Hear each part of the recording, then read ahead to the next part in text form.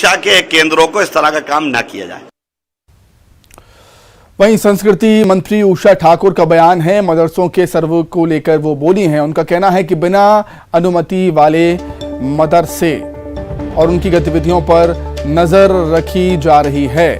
मदरसों में संदिग्ध गतिविधियां चलती हैं, इसलिए जांच जरूरी है। मदरसों में मानव तस्करी जैसी गतिविधियां भी होती हैं। करती आई कि वो मदरसे जिनको मदरसा बोर्ड या शिक्षा विभाग से मान्यता प्राप्त नहीं है, उन सब की जांच होनी चाहिए और सभी मदरसों का निरीक्षण परीक्षण हो, वहाँ किस प्रकार की गतिविधियाँ चल रही हैं और क्या काम हो रहा है। मैडम, कांग्रेस के विधायक आरिफ मसूद वो कह रहे हैं कि सरस्वती शिशु जो मंदिर है उनके भी जांच होना चाहिए, क्योंकि सरकार जिस प्रकार से जाती करो ना करो, सरस्वती शिशु मंदिर की जाँच करने में कहाँ आपत्ति है। हमारे यहाँ हम राष्ट्रवादी और सनातन संस्कारों के अलावा कोई बात सिखाते ही नहीं कोई भी। अधिक जानकारी के लिए सीधे भोपाल का रुख करेंगे। अनुराग श्रीवास्तव जुड़ गए हमारे साथ लाइव। अनुराग, मदरसों की जांच की जो सरगर्मियां हैं वो तेज हो रही हैं, सियासत काफी तेज है, लेकिन मंत्री उषा ठाकुर ने कई बड़ी बातें कही हैं, जैसे मदरसों में मानव तस्करी जैसी गतिविधियां भी होती हैं। ये कहा है उषा ठाकुर ने।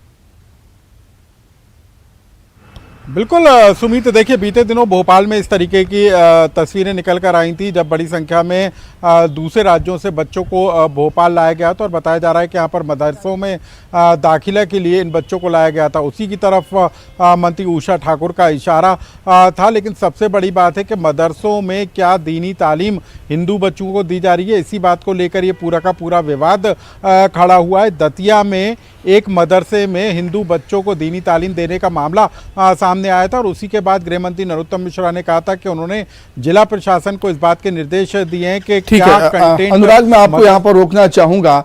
बीजेपी कांग्रेस के क्या कुछ और तर्क है वो हम जान लेते हैं। बीजेपी नेता रजनीश अग्रवाल जी हमारे साथ जुड़ गए हैं इस समय फोन पर। रजनीश जी, बहुत स्वागत करता हूं आपका न्यूज़ 18 मध्य प्रदेश छत्तीसगढ़ में।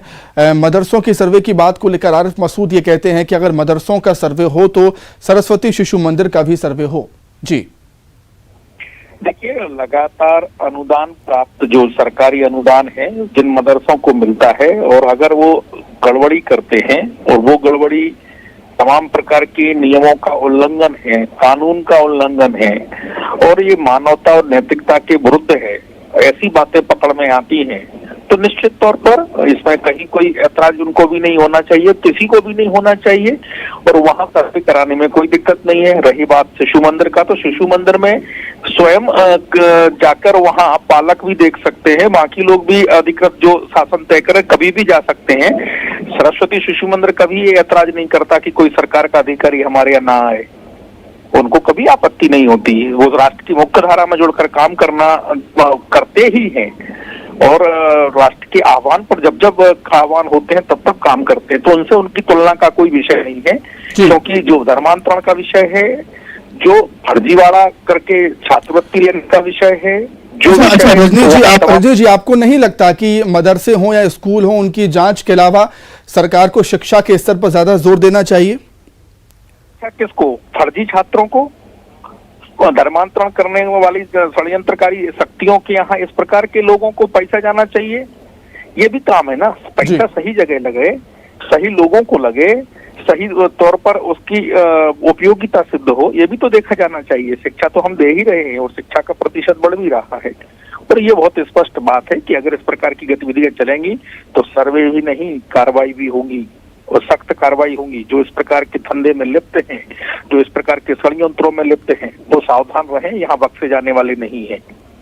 ठीक है रजनीश जी, बहुत बहुत शुक्रिया आपका जुड़ने के लिए और तमाम बातचीत के लिए आपका बहुत धन्यवाद।